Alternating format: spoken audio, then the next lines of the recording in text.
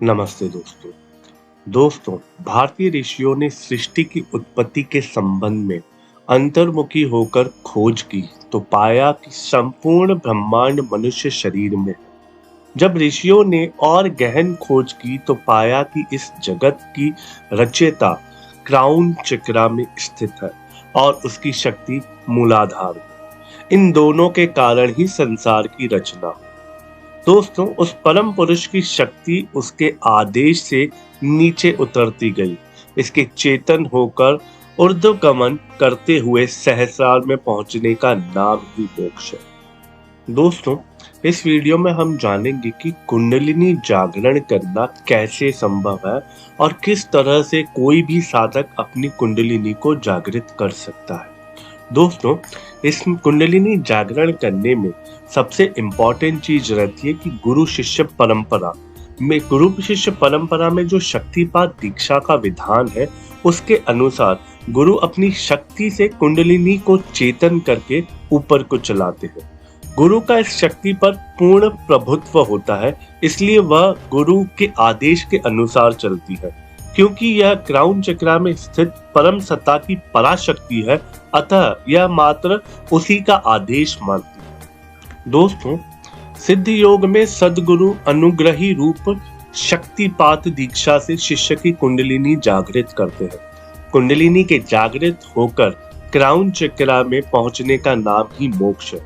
हमारे शास्त्र कहते हैं, जब तक कुंडलिनी शरीर में सुषुप्त अवस्था में रहेगी तब तक मनुष्य का व्यवहार पशुत्व रहेगा और वह उस दिव्य परम सत्ता का ज्ञान पाने में समर्थ नहीं होगा, भले ही वह हजारों प्रकार के यौगिक अभ्यास क्यों न करे।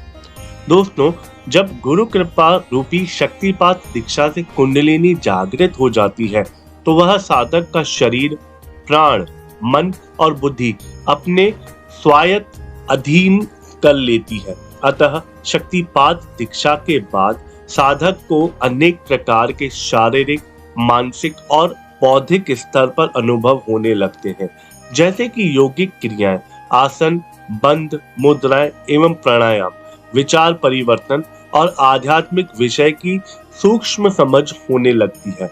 मनुष्य सच्चे अर्थों में द्विज बन जाता है, दिव्य शक्तियों को प्राप्त करता है। दोस्तों, शक्तिपात दीक्षा के बाद साधक को अपने अपने प्रारब्ध कर्मों के अनुसार अलग अलग अनुभूतियां होती है। शास्त्रों में इन्हें क्रियावती, कलावती, वर्णमयी, वेदमयी, ज्ञानमयी इत्यादि प्रकार की दीक्षा कहा गया है। शक्तिपात होते ही क्रियावती दीक्षा में साधक को विभिन्न यौगिक क्रियाएं जैसे आसन, बंध, मुद्राएं एवं प्राणायाम अपने आप होने लगते हैं। इन सभी यौगिक क्रियाओं में साधक का सहयोग या असहयोग कुछ भी कार्य नहीं करता। साधक तो आज्ञा चक्र पर ध्यान करते हुए गुरु द्वारा प्राप्त मंत्र, प्रणव का जाप करता रहता है। सभी प्रकार की यौगिक क्रियाएं वह जागृत शक्ति कुंडलिनी सीधा अपने नियंत्रण में स्वयं करवाती है। भौतिक विज्ञान को यही खुली चुनौती है। दोस्तों, सभी प्रकार की यौगिक क्रियाओं से कुंडलिनी ऊर्ध्वगमन करती है। इस प्रकार वह शक्ति तीनों ग्रंथियों, ब्रह्म ग्रंथि, विष्णु ग्रंथि तथा रुद्र ग्रंथि तथा 6 चक्रों मूलाधार, स्वाधिष्ठान, मणिपुर, अनाहत, विशुद्धि एवं आज्ञा चक्र का भेदन करती हुई साधक को समाधि स्थिति, जो कि समत्व बोध की स्थिति है, प्राप्त करा देती है। इस प्रकार साधक पतंजलि योग दर्शन में वर्ण केवल्य अर्थात वेदांत के अंतिम लक्ष्य सच्चिदानंद को प्राप्त कर लेता है। संत जिसे मोक्ष की संज्ञा देते हैं। दोस्तों, इसलिए बहुत सारे साधक जो कुंडलिनी जागृत करने का अभ्यास स्वयं से कर रहे हैं, उनकी कुंडलिनी जागृत नहीं हो पाती, क्योंकि कुंडलिनी जागृत बिना गुरु के संभव नहीं है और कुंडलिनी जागरण बिना गुरु के करनी भी नहीं चाहिए। क्योंकि यदि कोई साधक बिना गुरु के कुंडलिनी जागरण कर रहा है तो उसके बहुत सारे दुष्परिणाम उनको प्राप्त होते हैं।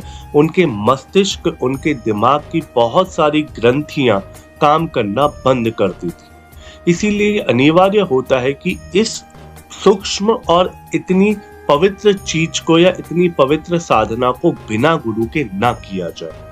दोस्तों, जानकारी अच्छी लगी हो तो वीडियो को लाइक एंड शेयर और चैनल को सब्सक्राइब जरूर कीजिए ना। हम आपसे मिलते हैं अगले वीडियो में। तब तक आप आनंद में रहिए। नमस्कारम।